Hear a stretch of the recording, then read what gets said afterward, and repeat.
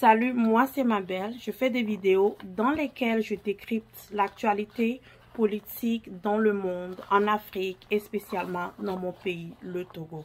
Aujourd'hui, nous allons parler de l'insanité du pouvoir. L'insanité, c'est quand nous faisons la même chose et que nous espérons des réponses différentes. L'insanité au pouvoir peut se résumer par la folie du pouvoir. C'est quand certains présidents se lancent dans des projets qui n'apportent rien, absolument rien, économiquement, politiquement à son peuple. Nous avons par exemple le cas de Bokassa en République centrafricaine qui s'est couronné empereur. Son couronnement a coûté des millions de dollars au peuple centrafricain qui n'a rien retiré, ni politiquement, ni économiquement de cette mise en scène politique qui est de passer de président à empereur. Avant d'en arriver là, je vais répondre à certaines questions qui m'ont été posées après ma dernière vidéo. Quelqu'un pose la question sur la compétence sur le terrain. Le mot compétence peut se remplacer par le mot qualité, aptitude. Et je peux dire, la personne me demande mon aptitude sur le terrain. Je pense que cette question est mal posée. Et ça résume un peu l'atmosphère politique au Togo. Au Togo, nous posons toujours les mauvaises questions à la mauvaise personne ou nous posons les bonnes questions à la mauvaise personne. Si nous voulons parler de compétences politiques, je ne suis pas placée à répondre à cette question. La personne la mieux placée pour répondre à la question de la compétence politique est celui qui dirige le Togo, est celui qui se dit président du Togo et de son gouvernement. Si des gens qui gèrent l'économie d'un pays ne peuvent pas montrer leurs compétences sur le Togo, qu'est-ce qu'un citoyen lambda peut faire? Le Togo a un port qui rapporte de l'argent. Le Togo exporte du phosphate. Le Togo exporte du quinclair et nous avons les revenus de la douane. Mais le pays souffre. La population a des difficultés à joindre les deux bouts. Alors, qu'est-ce que moi je peux faire? Sur le terrain, si je vais à Lomé, est-ce que j'ai accès au trésor public du Togo pour pouvoir partager, redistribuer les richesses du Togo aux Togolais? Non. Si je rentre au Togo, aujourd'hui, est-ce que j'ai le pouvoir d'aller à l'Assemblée nationale et d'échanger les lois? Non. Je ne suis pas député, je ne suis pas ministre, je ne suis pas président. Ceux qui sont les mieux placés à répondre à cette question, c'est ceux qui sont au poste de responsabilité. La dernière fois, le président du Nyasingeland a donné une interview sur laquelle on lui a posé la question sur ses propres compétences, sur ses propres attitudes à amener le Togo de pays sous-développé, très endetté, à un pays au moins à une économie intermédiaire. Et qu'est-ce qu'il a répondu? Il n'a pas pu réaliser les projets. La plupart des projets, il y a toujours eu quelque chose qui l'a empêché à atteindre les objectifs. On lui a posé la question sur pourquoi l'argent qui a été débloqué pour acheter les fournitures scolaires aux enfants n'a pas été effectif. Il a répondu qu'il ne savait pas à qui donner, à qui ne pas donner, donc il ne l'a pas fait. Le président reconnaît son incapacité à faire un choix à qui ou qui a besoin des fournitures scolaires au Togo. Je pense que c'est un choix facile. Si on demande aujourd'hui à tout Togolais qui a du bon sens, qui a besoin d'aide pour acheter des fournitures scolaires au Togo, ils me diront les enfants qui viennent de milieux défavorisés, des enfants qui viennent de familles défavorisées. Mais le président du Togo a reconnu qu'il est incapable de faire ce choix. Il a reconnu d'autres incapacités pendant cette interview dont je ne veux pas jouer ici compte tenu de la longueur, c'est une interview qui a duré presque 30 minutes. Donc ça fera toute la vidéo. Mais il a reconnu qu'il a été incapable de prendre juste une décision aussi facile. Qui aider au Togo? Les riches ou les pauvres? Je pense que la balance ira du côté de ceux qui ont vraiment besoin d'aide. Si un président reconnaît qu'il ne peut pas faire un choix pour son pays, qui suis-je? Qui suis-je? Moi qui ne gère pas le budget du Togo, moi qui n'ai pas les clés du trésor public, moi qui ne connais même pas les revenus du port autonome de Lomé, faire un grand projet, faire quelque chose d'extraordinaire sur le terrain. La compétence aussi va du côté du gouvernement.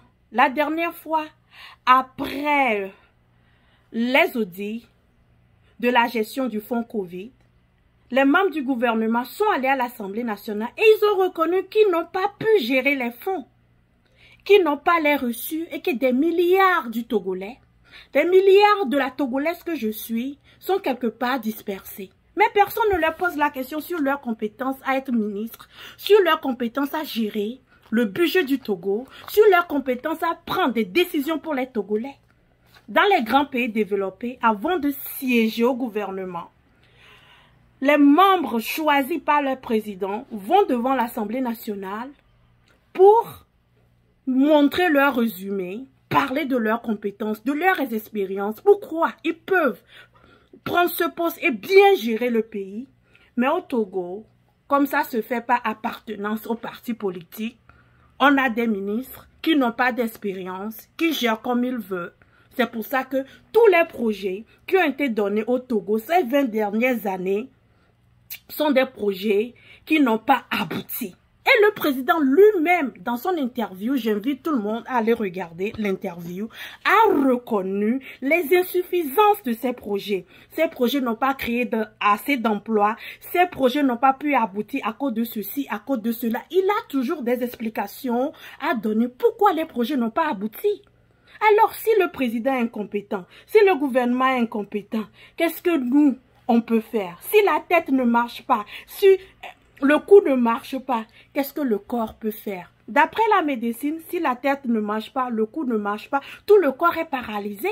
Tu ne peux même pas rester dans un fauteuil roulant. Il faut rester au lit. Alors, le Togo aujourd'hui, parce que la tête n'a pas la capacité de réaliser des projets, nous le savons, la route Lomé à Nero, qui a été donnée aux Chinois, dure. Les mêmes Chinois ont des projets dans d'autres pays africains. Ils construisent les routes en 6 mois, ils construisent les routes en 1 année. Au Togo, ça fait 3 ans que les Chinois sont assis. Et ils ont des matériels très obsolètes. On dirait qu'on est en train de construire les routes dans les années 1960. Même au Bénin à côté, on ne construit plus les routes avec ces machines. Même Ebomav, qui est une compagnie burkinabé, n'utilise pas ces machines pour construire les routes. Mais il y a un ministre incompétent sur le terrain qui est parti donner ce projet de construction de routes à des Chinois qui sont venus avec des machines qui ne sont pas appropriées. Et chers Togolais, oui mes frères Togolais, plus le projet dure, plus c'est notre argent. Plus le projet dure, plus nous nous endettons. Plus nous prenons des dettes pour finir une route d'à peine 50 km. Quelle incompétence! Alors, si la tête est incompétente, si le cou est incompétent, que peut faire le corps? Nous, la population, d'ici là, nous sommes le corps. Que pouvons-nous faire si la tête lui-même reconnaît que en 20 ans, en presque 20 ans qu'il dirige le pays, tous les projets qu'il a mis sur pied, il y a quelque chose qui a empêché le projet d'aboutir et d'être efficace pour les Togolais. La deuxième question, c'est de savoir... La deuxième question, c'est que ce n'est pas la peine de dire que ceux qui sont incompétents et qui dirigent le pays, qui sont tellement incompétents sur le terrain, que Lomé-Zosime, à Sigame-Zosime, il n'y a pas de route. À Sigame-Zosime, il n'y a pas de route. Que on doit les laisser jusqu'en 2030. Ils ont jusqu'en 2030. Et après 2030, maintenant, on peut demander qu'il y a un changement à la tête de l'État. J'aimerais demander à mes frères politiciens que la politique ne se résume toujours seulement pas à parler. Les grands politiciens connaissent l'économie. Les grands politiciens savent que la politique d'abord c'est de prévoir le développement d'un pays. La politique ce n'est pas seulement for must go.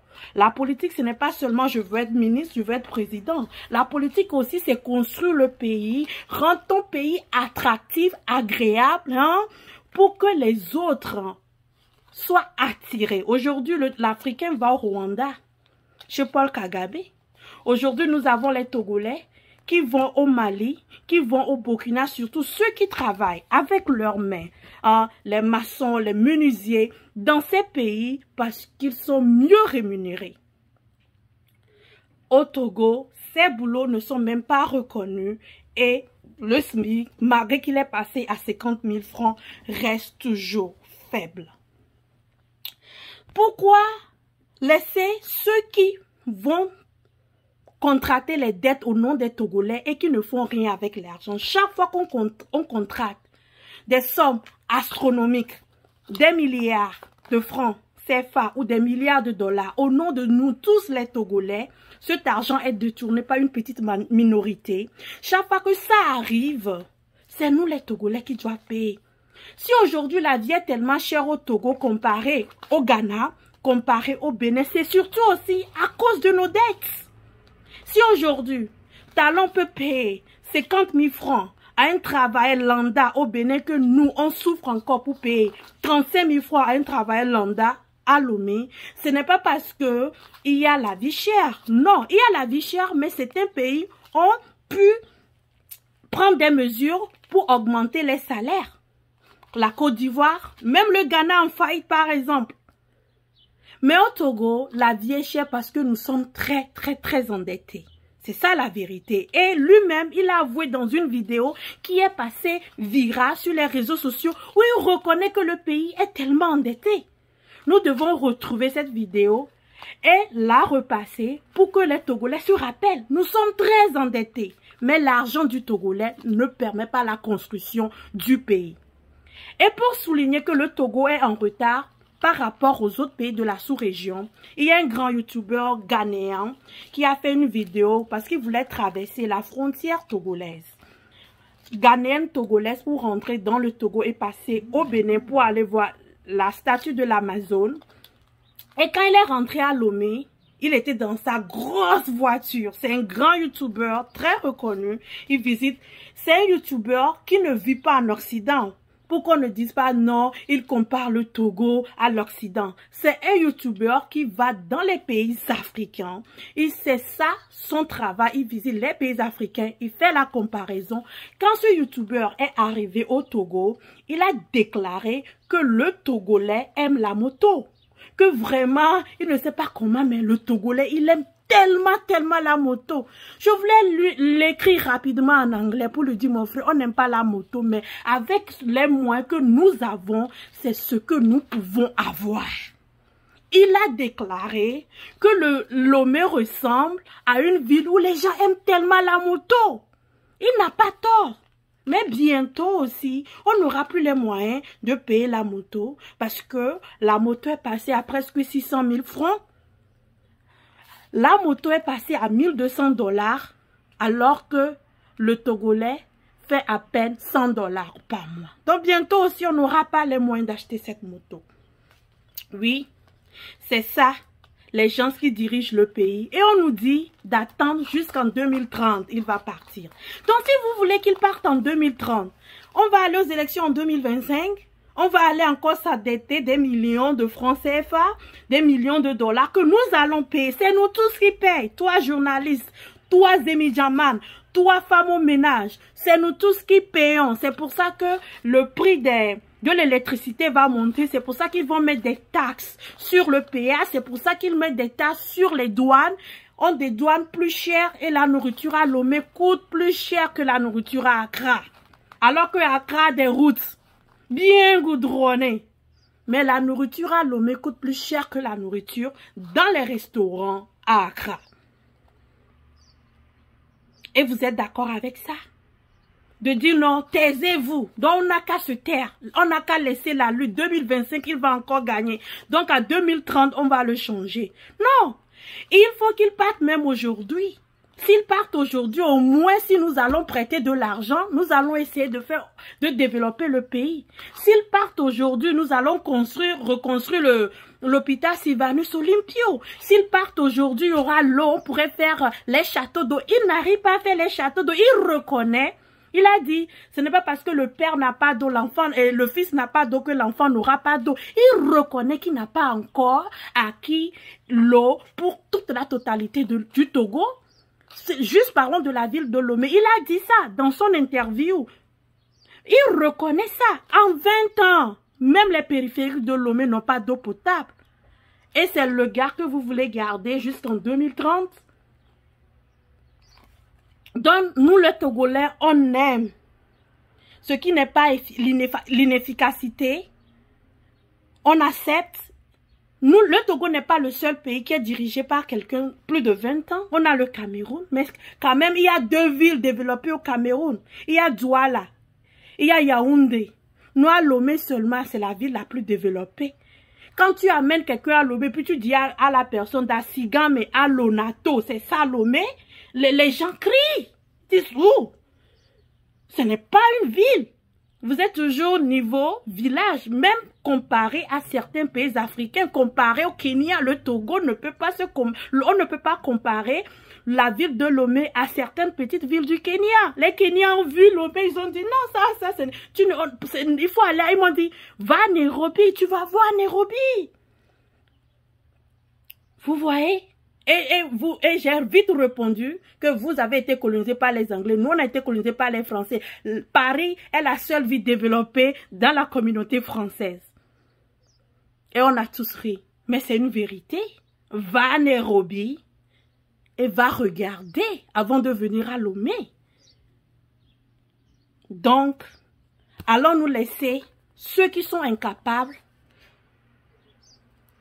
de développer le pays, rester au pouvoir jusqu'en 2030. Ford doit partir. À un moment, il faut reconnaître qu'on est incapable de développer le pays. Parce qu'il sait. Il voyage. Il est à Paris, il va à New York, il va dans d'autres pays africains, il va au Mali, il va à Accra, il va au Kenya, il va en Éthiopie. Il sait que le Togo n'est pas développé. Alors pourquoi, la question que nous devons lui poser, pourquoi il ne le fait pas? Pourquoi Lomé est toujours dans cet état? Toutes les routes qu'on a fait à Lomé ont des erreurs. Quand les ingénieurs, il y a quelques années, un camarade ingénieur a regardé les routes de Lomé, il a trouvé des erreurs. Et il y a un activiste togolais qui n'est pas ingénieur, mais qui a regardé les routes à Lomé et qui a trouvé des erreurs et qui a été approuvé que c'était des erreurs qu'il fallait corriger. C'est des gens comme ça que vous allez garder au pouvoir jusqu'en 2030. Et c'est des politiciens, des hommes qui sont en train de nous dire qu'ils se battent pour le meilleur du Togolais, qui nous disent qu'il faut les garder jusqu'en 2030. Ford doit partir. S'il doit partir, il doit partir maintenant. Il doit reconnaître son incapacité à gérer le Togo et démissionner. Avoir les diplômes ne fait forcément pas un bon président. On a eu Thomas Sankara qui n'a pas collectionné des diplômes. On a eu au Ghana, John Jerry Rawlings qui n'a pas collectionné des masters dans aucune université américaine, mais qui a prouvé sa capacité à amener le Ghana d'un pays très pauvre en ce moment à un pays à une économie intermédiaire comme la Côte d'Ivoire. Donc, on est capable de le faire. Il y a des Togolais qui sont capables de conduire le Togo et de lui redonner son blason qui est l'or de l'humanité.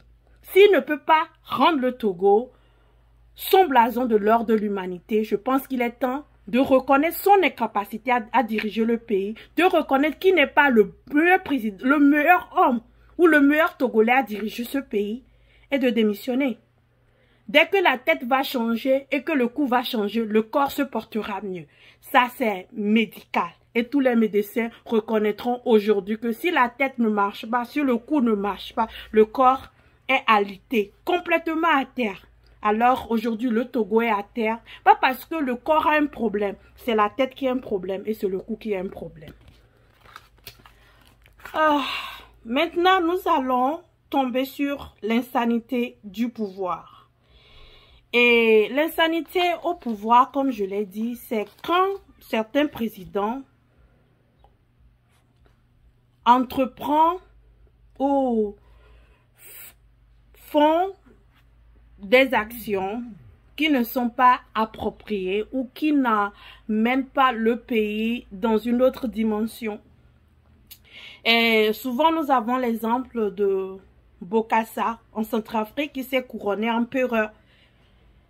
Être empereur en Centrafrique, qu'est-ce que ça va apporter aux Centrafricains? Nous avons aussi l'expérience de Mobutu au Congo qui s'est couronné maréchal, je pense maréchal. Ça n'a rien donné aux Congolais. Et il se met dans des dépenses énormes qui n'apportent rien au peuple. L'insanité au pouvoir, je vais justement parler de mon pays. C'est quand on nous fait la même chose, mais quand nous espérons les réponses contraires. Et nous avons beaucoup voté au Togo. Parce que voter, c'est une chose. Comme je l'ai dit dans ma dernière vidéo.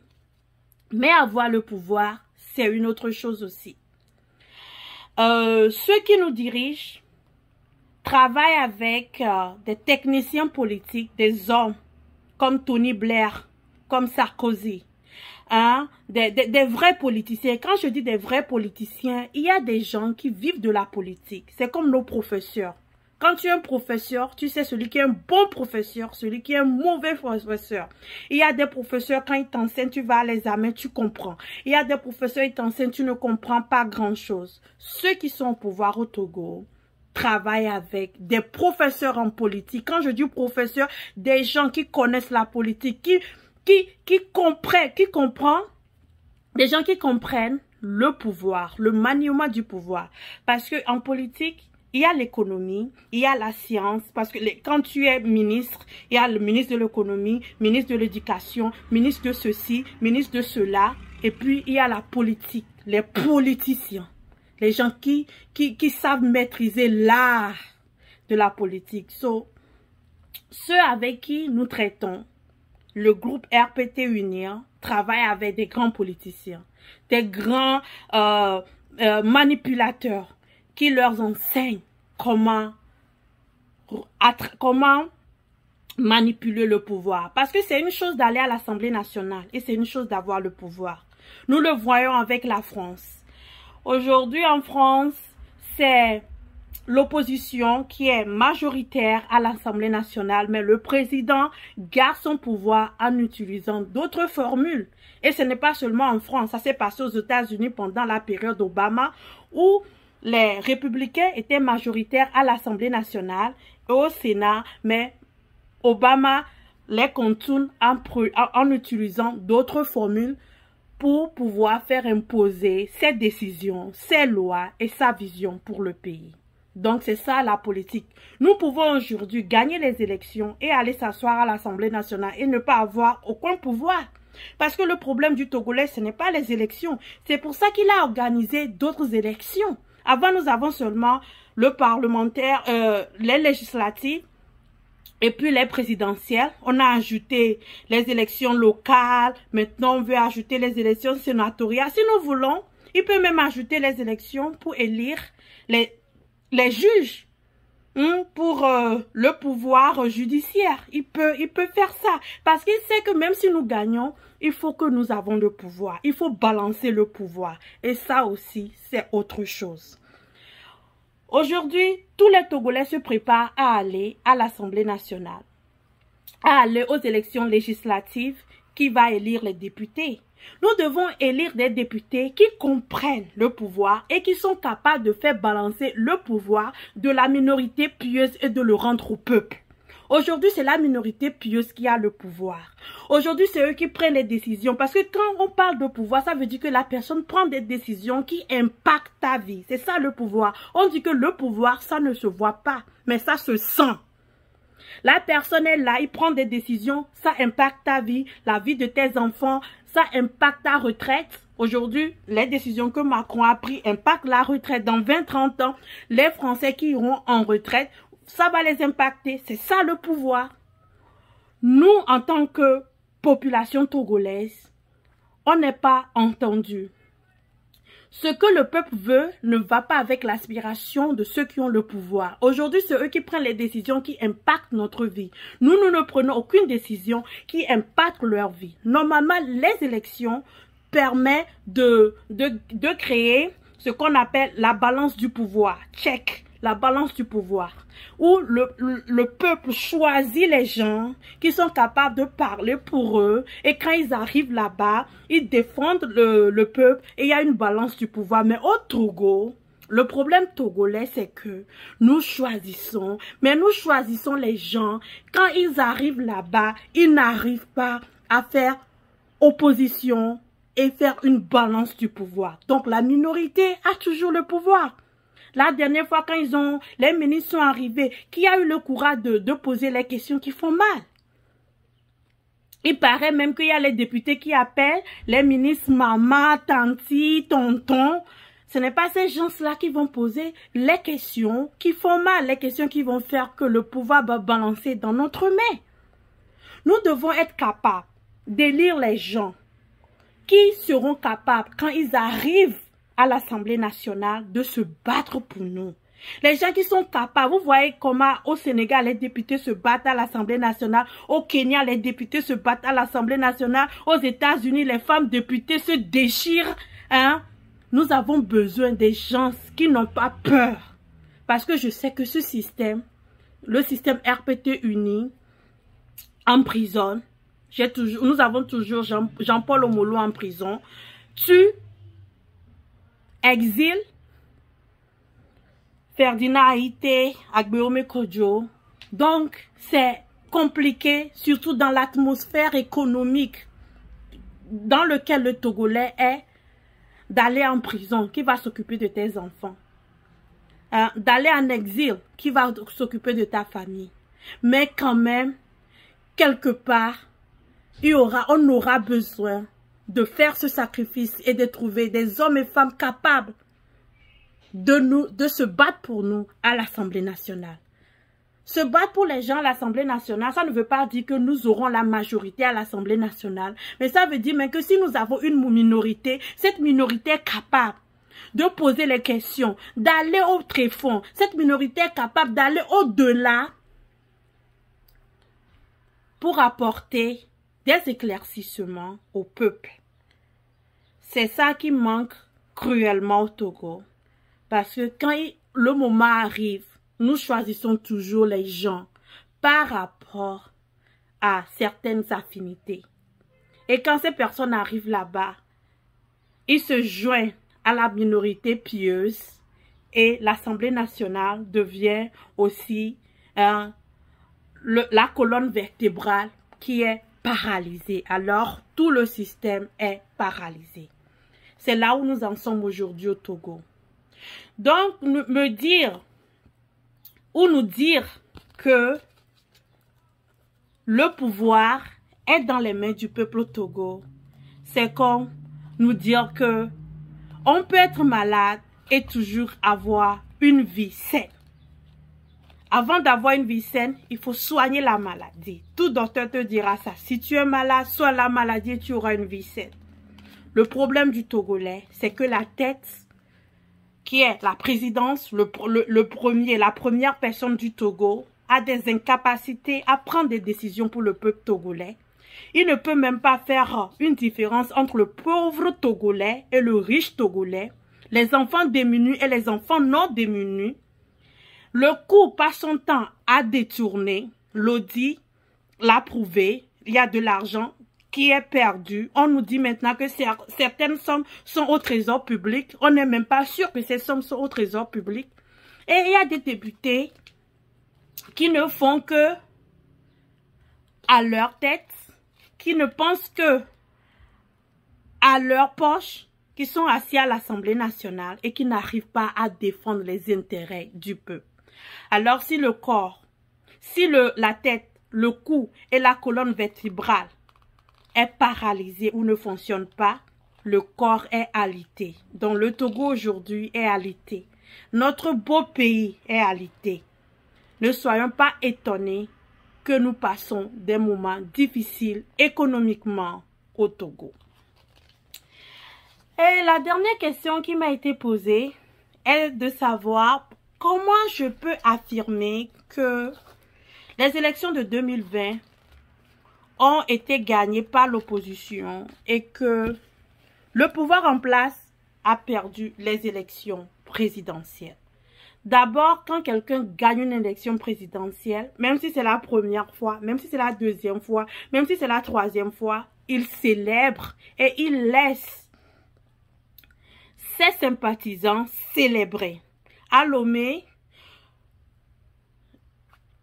la minorité pieuse a fêté un peu dans leur quartier général, mais personne n'est sorti. Le peuple n'est sorti. Quand tu conduis de Daneho à Lomé, dans les environs de Lomé, personne. Pendant 3 jours, il n'y a que cette vidéo de la minorité pieuse dans leur quartier général qu'on a pu montrer parce qu'il n'y a pas d'autres personnes qui sont sorties de leur maison spontanément. Vous savez, quand nous jouons, quand le Togo va à la CAN et que nous gagnons un match, il y a cette spontanéité. Les gens sortent spontanément pour montrer leur joie. Je me rappelle, pendant les élections de 2005, les gens sont sortis spontanément, surtout les gens de l'opposition, pour fêter leur joie, pour se dire, on fait des accolades, vraiment, nous avons réussi et tout. Lomé était calme. On me dira seulement que Lomé n'est pas la seule ville du Togo, mais c'est la seule ville développée et Lomé est la ville du Togo qui a plus de population. À Lomé, il y a plus de gens qu'à Kara, qu'à Takpame, parce que je connais les 5 régions du Togo, qu'à Takpame, qu'à Dapan. Lomé est plus peuplé. Donc on ne peut pas comparer des choses et prendre les endroits qui ne sont pas peuplés. On ne peut que prendre les endroits peuplés pour pouvoir faire cette comparaison. Tu ne peux pas faire une comparaison en prenant un endroit où peut-être il y a 5 personnes. On ne peut que prendre les endroits où il y a 25 personnes parce que on a une majorité. Et si dans 25 personnes, on sait qu'il y a un nombre d'opposants, un nombre de partis d'opposition, un nombre de partis au pouvoir, des neutres. Je pense que c'est comme ça que ça se fait. Donc, d'abord, il y a ça. La ville de Lomé était très, très, très calme. Et après, comment je sais aussi qu'ils n'ont pas gagné, c'est que quand le challenger qui est passé en 2e position a demandé le recomptage des voix, on a juste refusé. Il a montré des preuves comme des bulletins de vote qui ont été déjà tatoués, qui ont été déjà votés, des groupes WhatsApp dans lesquels les gens votent et sont payés. Il a montré beaucoup de choses prouvant qu'il y a eu des malversations pendant les élections. Mais la Cour constitutionnelle, qui a pour président un membre du groupe RPT Unir, du parti RPT Unir, a juste jeté toutes ces preuves par la fenêtre et a donné ces résultats que nous connaissons. Si vraiment ils ont gagné, si vraiment le parti au pouvoir a gagné, ils n'auront pas peur de recompter les voix. Ça se fait dans beaucoup de pays. Au Kenya, la dernière fois, quand on a demandé le recomptage de voix, celui qui a gagné a dit recompter. Recompter. Aux États-Unis, on a demandé le recomptage des voix au temps de George Bush. Il a dit recompter. Si tu sais que tu as gagné, recompter. Au Ghana, Nana Akufo-Addo fut le pays, mais dans certains endroits du Ghana, il y a eu quelques recomptages. Il a eu quelques recomptages. Si tu as gagné, tu recomptes, il n'y a pas de problème. Il n'y a que quand tu sais que il y a un problème, que ces bulletins ne sont peut-être pas des bulletins qui ont été votés, c'est des encres nulles, ce n'est pas des empreintes digitales, c'est juste des encres, que tu peux refuser le recomptage des voix. Et la troisième chose, c'est Quand tu sais que tu as gagné, quand celui qui est ton challenger parle, toi tu fêtes. Nous tous on sait ça. Quand tu vas, on a un match de football puisqu'il a été appelé le Messi. Hein, ils appellent leur challenger le Messi. Quand il y a un match de football et que vous gagnez, les autres ont perdu. Quand ils sont fâchés, vous de l'autre côté, vous êtes content, vous souriez. Mais non, on encercle chez le challenger, on lui interdit même de parler des élections de 2022. On empêche les sympathisants de ce challenger de sortir. On coupe les téléphones, on va chez lui à la maison. Il y a qu'au Togo qu'il y a ça. À part le Togo, il y a eu ça en Guinée. Et qu'est-ce qui s'est passé avec le président guinéen? Il a été renversé par celui qui est supposé le protéger et qui vient aussi de la même région que lui. Vous voyez? Si tu as gagné et que l'opposant part, on s'en fout. On sait qu'on a toutes les preuves et qu'on a gagné dans la Nord. Au Ghana, l'opposition a parlé, n'a pas été enfermée. Au Burkina Faso, l'opposition a parlé, n'a pas été enfermée. Au Bénin, à côté, l'opposition a parlé, personne l'a enfermé. On l'a laissé réclamer, parler, hein, faire des vidéos juste pour réclamer qu'il a gagné des élections. Au Congo, ça s'est passé, l'opposant congolais n'a pas été envoyé en exil. Il vit toujours au Togo. Il vit toujours au Congo. Mais au Togo, on a encerclé. Il n'a pas encerclé tonton Fabre en 2010 et en 2015. Il n'a pas enfermé tonton Fabre. Mais il a encerclé Agbeome Kodjo et même en cherchant à l'envoyer en prison pour avoir utilisé les armoiries de l'État togolais, un truc comme ça. Comment je sais encore qu'ils n'ont pas gagné les élections? Après avoir enfermé Agbeome Kodjo, on décrète la COVID.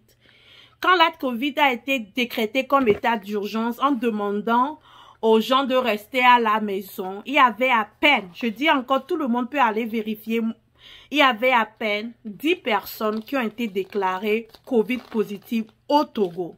Mais on demandait déjà aux gens d'aller rester à la maison, de ne pas se regrouper. On ne veut pas avoir aucun regroupement. Quand au Ghana, il y avait pas, les Ghanéens qui avaient plus de cas que nous en ce moment n'ont pas commencé ça. Le Bénin qui avait plus de cas que nous n'a pas commencé ça. Et quand on a senti encore que le peuple n'a rien dit. Le peuple a respecté les normes. Vous voyez, le peuple a respecté les normes. Le peuple togolais, très docile, a respecté, resté à la maison. Le dictateur a eu un problème. C'est là qu'on ne comprend pas. Quand il a envoyé en exil son challenger, il a eu un problème. Ce problème, je ne sais, c'est une peur virale. Quand tu sais que tu n'as pas gagné, il dit, bon, on va fermer les frontières. Le Bénin n'a pas fermé ses frontières. Le Ghana n'a pas fermé ses frontières. Le Togo qui a une économie, rappelez-vous, le Togo qui a une économie plus faible que le Bénin, une économie plus faible que le Ghana, a fermé ses frontières. Oui, on ferme les frontières, on déclare l'état d'urgence pour la COVID et on garde les gens. On empêche les gens de se regrouper. On empêche les partis politiques de faire des meetings. Et pendant 2 ans, le pays était dans une léthargie politique. Si tu gagnes, est-ce que tu vas mettre ton pays dans une léthargie politique? Au même moment, Nana Akufo avait les mêmes problèmes. On disait qu'il a volé les élections, il faut faire des recomptages et tout. Mais Nana Akufo n'a pas enfermé les Ghanéens. Bizarre. Nana Akufo n'a pas... On peut insulter Nana Akufo. On peut dire que ce n'est pas un bon économiste. Économiquement, il n'est pas fort. Un pays riche qui lui a été donné, il a coulé le pays. Mais quand les Ghanéens l'accusaient d'avoir volé les élections, quand c'est ses challengers, pas un seul challenger, c'est ses challengers qui l'accusaient d'avoir volé les élections. Nana Akufo n'a pas enfermé les Ghanéens en leur disant restez à la maison, ne sortez pas, c'est la COVID. Le Ghana les Ghanéens avaient une vie normale. Et quand au Togo, les gens commençaient pas à parler, la tension économique a commencé par monter et que on a commencé par demander à ce que les restrictions dues à la COVID soient levées, il y a eu coup d'État. Oui, Damimpi, Damimba qui vit à Lomé confortablement, alors que moi-même Togolais, j'ai visité mon pays, je n'ai pas pu vivre confortablement. Damimba qui vit confortablement à Lomé, hein, aujourd'hui aux frais, hein, il vit aux frais du contribuable togolais quand nous n'avons pas d'hôpitaux. Damimba vit aux frais du contribuable togolais quand nous n'avons pas de bonnes routes. A fait son coup d'État, on ferme les frontières au Togo encore. On décide qu'on n'ouvrira pas les frontières au Togo quand le coup d'État s'est passé au Burkina Faso. Si tu as gagné les élections et tu sais que le peuple t'aime, tu ne vas pas fermer les frontières. Quand les Maliens ont fait leur coup d'État, le Ghana n'a pas fermé ses frontières. Alors que Nana Akufo a plus de problèmes. Talon a des problèmes aussi. Il disait qu'on voulait lui faire un coup d'État. Il était dedans. Mais quand on a fait les coups d'État dans les autres pays, Talon n'a pas fermé les frontières du Bénin. Même le Burkina Faso qui a fait le coup d'État n'a pas fermé ses frontières. Le Mali même qui a fait le coup d'État n'a pas fermé ses frontières. C'est au Togo seulement qu'on a fermé les frontières. Vous pouvez imaginer ça? On a fait les coups d'État. Ceux même qui ont fait le coup d'État n'ont pas fermé leurs frontières, disant bon, on a fait coup d'État, on va fermer les frontières. Ils n'ont pas fermé les frontières. Mais le Togo, qui est supposé être un pays de paix, le Togo dans lequel le gars dit que non, lui l'a gagné. Mais, sur la main sur le cœur, il a gagné. Il a prêté serment, donc il a eu la main sur le cœur pour prêter serment. Il a gagné. C'est au Togo qu'on a fermé les frontières. Impensable, vous voyez? Impensable. Oui. Avec tous ces éléments et avec d'autres éléments, on peut dire que le RPT Unir n'est pas confortable avec gagner les élections. Alors, si quelqu'un n'est pas confortable avec gagner, si normalement, si tu vas à l'examen et que tu apprends bien, que tu réussis, toi-même, tu es content. Tu as cette assurance, oui, j'ai réussi. Là où tu as gagné, mais tu n'es pas confortable. Tu n'es pas à l'aise. Quand tu dors, tu te réveilles. Tu as toujours un projet. Il faut fermer la frontière. Les gens là, ils peuvent passer par la frontière pour venir me faire quelque chose. Tu dors, tu te réveilles. On a fermé la frontière, mais si on demandait aux gens de faire des cartes avant d'aller dans les lieux administratifs, ils dorment, ils se réveillent. Bon, on a tout fait, mais ils peuvent toujours venir me chercher. Ils peuvent toujours venir me chercher. Si on mettait quelques opposants en prison pour avoir utilisé le mot génocide, ça peut calmer le peuple. Est-ce que cette personne qui n'est pas confortable avec sa victoire, cette personne qui n'est pas fière de sa victoire, cette personne qui n'arrive pas à célébrer sa propre victoire, il a gagné, mais il fait tout pour nous montrer qu'il a peur d'avoir gagné, qu'il ne se sent pas en sécurité d'avoir gagné. Est-ce que cette personne vraiment a gagné? Pour moi, je ne pense pas qu'il a gagné. Parce que quand vous faites un peu le tour de tous nos voisins, chaque fois qu'un président gagne, il rend la vie facile à la population. Seul au Togo, on a gagné les élections, on rend la vie difficile aux Togolais. Juste après la victoire, après ce qu'ils appellent victoire aux élections, ils ouvrent les péages, ils augmentent le prix des péages. On demande même aux motos de payer 100 francs avant de passer. Si tu aimes ton peuple, si c'est ce peuple qui t'a fait gagner, pourquoi les soutirer autant d'argent? J'appelle ça soutirer, voler de l'argent aux pauvres. Quelqu'un qui s'est débrouillé pour avoir sa moto Sanili aussi doit payer 100 francs. Et pour ça, il y a des gens qui ne voyagent plus assez parce que avec le prix élevé du carburant, le prix que les gens doivent payer au péage, le transport à Lomé, je le dis, coûte plus cher que le transport au Bénin, au Ghana et dans la sous-région.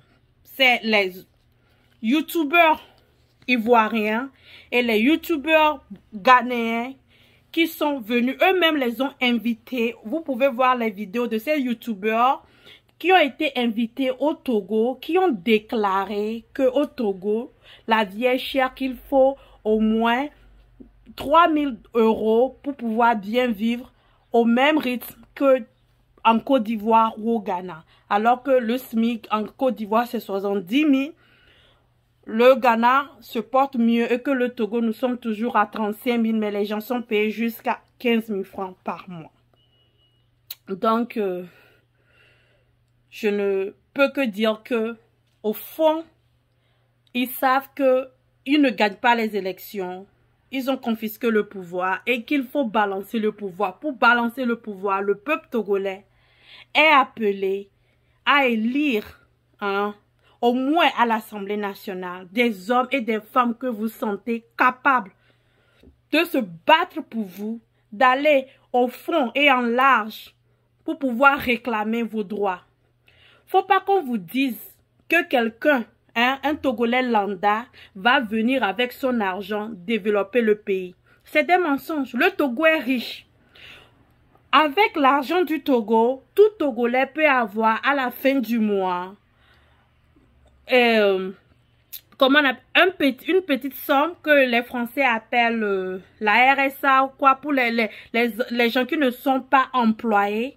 On peut leur payer une petite somme pour pouvoir bien vivre. Le Togo est riche avec ce que nous avons, le clinker, le porc et les phosphates, l'entrée des douanes, parce que vous savez que les pays enclavés comme le Burkina Faso, le Niger font passer des produits sur notre port. Avec ça seulement, nous pouvons bien vivre au Togo. Nous pouvons avoir les salaires de rêve des Ivoiriens. Les Ivoiriens sont à 70 000, nous pouvons aller jusqu'à 120 000.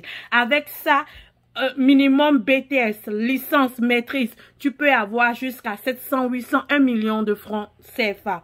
Parce que imaginez seulement toutes les sommes qui sont détournées, tous ces milliards qui sont détournés, si ces milliards sont partagés aux Togolais.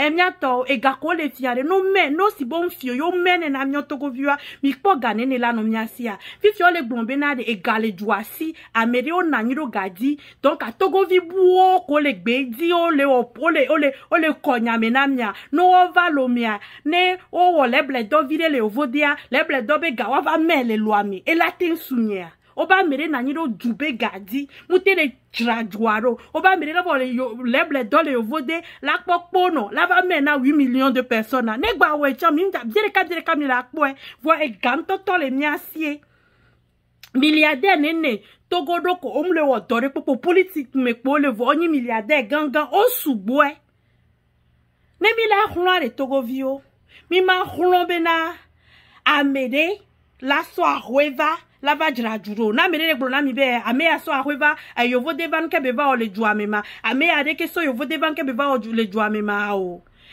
nena mi ale na so yovo de aso va jra Togo blibodo nya me 8 millions a nena mi ale ja so va yim nya pata mi la po dudu le mo fo e ganto le toago e gato to le Togo ame ko le finya be milliard on tojo le loami o ma de toi nya be gae nya pata nya be gae no de toi président que les plomi 20 ans un temps long et glonsobe nous me benade amediolia o le fini amediolia o le tafumi e gakame o le tafuare no le ame o yo hoga on le wasi o sojo so pero nyanti le juame ade majo nyowa ubola no glomba mere la gboso yo vode la sobe le bledo be bien la va mona 8 millions le bledo bien veja ntete sunyo direka alors que mi do milliard o jo le mlanyi le loame nyabe politique to yo ongba no blame you no tonya onami e Togo bega Togo bele Togo bega Togo mila dile amene ja so gbeji bega aba to Togo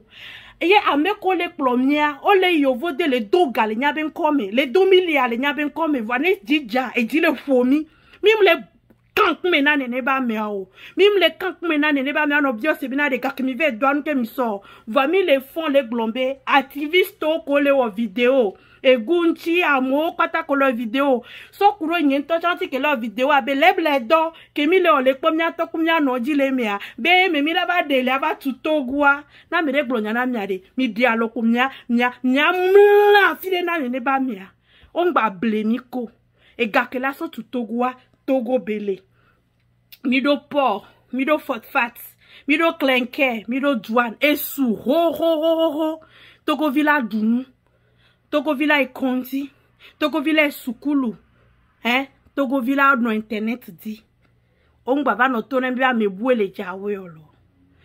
On maten dagle, que c'est la doa, me bouma dagle, que c'est la va dou. nyakpatak bela dulo entia nyabe amekele klomia ento longobe ye mu le compétent même ya chale wameno ebenade no so wameno ku gato fio nkpona fufoto to lemu tellement e ya mu dua ya le bagbe me po e ya nu vevere pepe mu wele bagbe me po donc anoso e gato ku wameno fia e ya nkpona fufoto to lemu negbele po nyakpatak kwa e gato mi ne mi mda fokpa janwa e la be ami anta fokpa mle si wa entem ti be apla fokpo parce que ya mu dua ya po nya donc be toi ni président va y 38 ans que toi joie odia et odia le président mais que toi joie va le lui donc ya mnyana ni kenyi ayadu to ne kpo mile mile donc usudi ye mile tutunya be hu mile tutunwa ami chamble mo chovola no tutu ya kpo ne kpo mnya tele tunya tutunwa ami emle hu me ti mile wene ne ado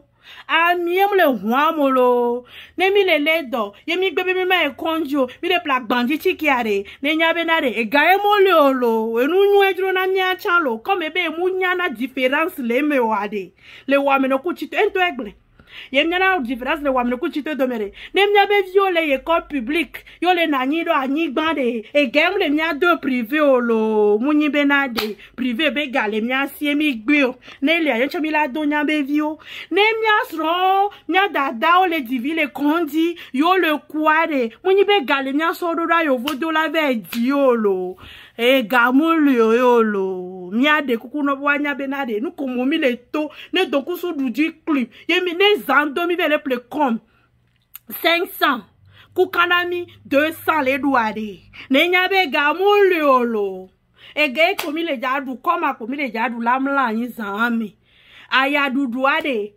elelo ko dia le game e amnya ba ya dudu lewa mi twene ba ya dudu lelo mia sketch mia film aya dudu be film nya so so no fien e ya dudu ye e ya mnya ya dudu yo e ya dudu ye mi pen le Togo mi penu yero ala ba 2000 megbereka nya no vio du courage a hoya de mila we kakala potane Togo vichan la vo mila po katutu. Je vous souhaite une bonne soirée et au revoir.